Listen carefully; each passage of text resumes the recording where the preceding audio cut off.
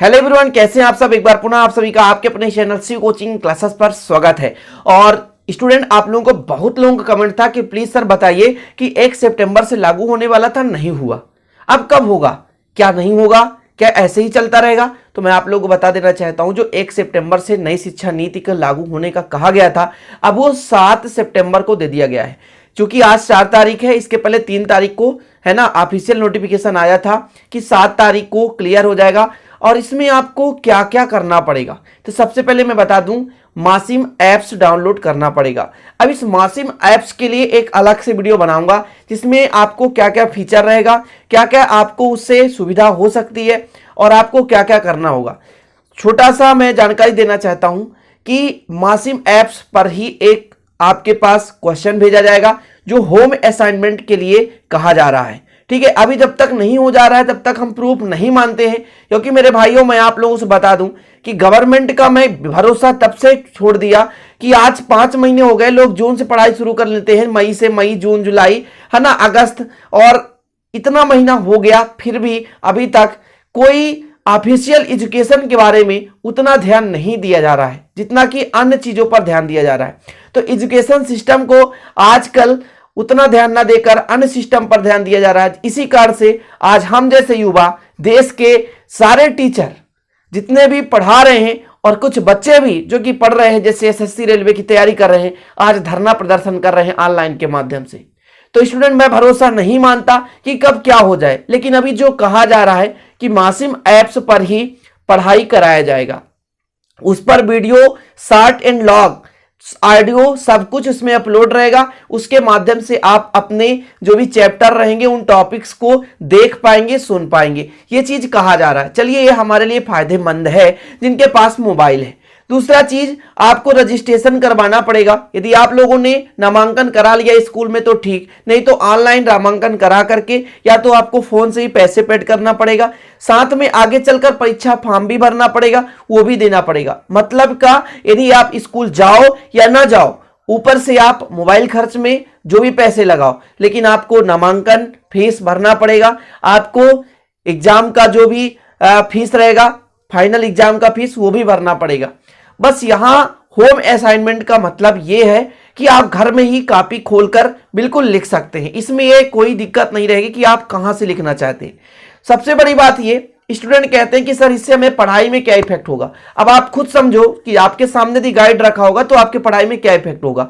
आप खुद एक नॉर्मल तरीके से पढ़ना चाहोगे, क्योंकि यही सोचोगे कि सब बच्चे तो लिख रहे हैं खोल के, तो हम भी लिखेंगे। लेकिन मैं आप सभी से हाथ जोड़कर यही विनती करना चाहता हूं कि आप लोग अपनी पढ़ाई बरकरार रखना। मेरे भाइयों, अपनी पढ़ाई बरकरार रखना। सरकार की कोई भरोसा नहीं है। मैं अभी तक डिपेंड नहीं हूं, क्योंकि अभी तक कहा जा रहा था कि 12 चैप्टर होगा, अब 10 यूनिट में बांटने के लिए कहा गया है कि 10 यूनिट में बांट दिया जाएगा। 15 दिन में 1 यूनिट होगा, है ना, इस तरह से 1 महीने में 2 यूनिट होगा। अभी आज जो मेरे पास नोटिफिकेशन आया है उसमें लिखा गया है कि 10 यूनिट में हर एक सब्जेक्ट को बांटा जाएगा। अच्छा, 6 महीने या 5 महीने में जो भी कोर्स कंप्लीट कराएंगे वो क्या पूरा कोर्स हो पाएगा? नहीं हो पाएगा। सबसे बड़ा मुद्दा तो यही है हमारे लिए कि नहीं हो पाएगा। इसके लिए उनको क्या करना चाहिए, अभी से टॉपिक्स को जो भी कम करना हो तो कर देना चाहिए और दे देना चाहिए बच्चों को। बच्चे सिलेबस से परेशान है, सिलेबस से परेशान है। तो यही छोटा सा वीडियो बनाने का मकसद था। सबसे पहला जो क्वेश्चन था, 1 सितंबर से नहीं हो तो 7 सितंबर से होगा, ये ऑफिशियल नोटिफिकेशन है, मैं आपको बता रहा हूं। अब देखिए, आज 4 है, 5, 6, 7, 3 दिन बाद क्या हो जाता है। मासिम ऐप्स आपको डाउनलोड करना ही पड़ेगा, क्योंकि उसी में से क्वेश्चन आपके मोबाइल पर भेजा जाएगा। तो वहां से आप होम असाइनमेंट लिख पाएंगे। और हां, आपको लिखना ही पड़ेगा। साफ तरीके से कहा गया है नोटिफिकेशन में कि आपको होम असाइनमेंट करना ही पड़ेगा, नहीं तो आप आगे नहीं जा पाएंगे। समझ रहे हैं? नहीं तो आगे चलकर परीक्षा फॉर्म भी नहीं भर पाएंगे। भाई, साफ मना कर दिया जाए, कुछ भी हो सकता है। हमारी पढ़ाई चाहे गर्त में चले जाए, उन्हें कोई चिंता नहीं है। बस ये है कि बच्चे के पास लास्ट में 12th का डिग्री होना चाहिए, 9th का डिग्री होना चाहिए, 10th का डिग्री होना चाहिए। ये तो मैं गारंटेड कह सकता हूं। उसमें नोटिफिकेशन में लिखा गया था कि 25 प्रिंसिपल, मतलब 25 प्राचार्य और जो वहां पे मेन मंत्री जी हैं, उनके सहयोग से यह बनाया गया है।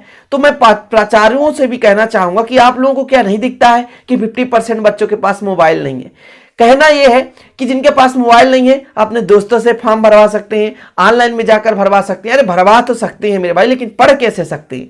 यही बात को लेकर हमारे मन में आज भी जिज्ञासा है और मुझे यह भरोसा है कि ये जो सिस्टम है, ये जो शिक्षा नीति है, हम उन विद्यार्थियों के लिए कहना चाहेंगे जिनके पास ना तो मोबाइल है, ना तो मोबाइल के साथ साथ उनके पास नेट डलाने के पैसे हैं कि मोबाइल में हम नेट डला सके।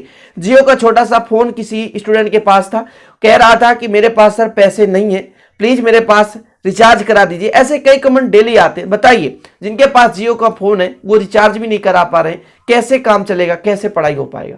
तो चलिए देखते हैं आगे क्या क्या होता है। अब सरकार के जीवन में हम लोग चुनाव तो कर दिए, मतलब वोट दे करके मुख्यमंत्री बना दिए, प्रधानमंत्री बना दिए, अब उनके आधार पर चल रहे हैं। अब क्या हो जाए, आज पूरा भारत देश का युवा एक ही पुकार कर रहा है कि हम बेरोजगार हैं, रोजगार चाहिए, हम बेरोजगार हैं, रोजगार चाहिए। आप देखते होंगे पूरे यूट्यूब पे जितने भी एजुकेशनल चैनल हैं, सभी के मन में यही है कि हम बेरोजगार हैं, रोजगार चाहिए, क्योंकि आगे चलकर हमको रोजगार चाहिए।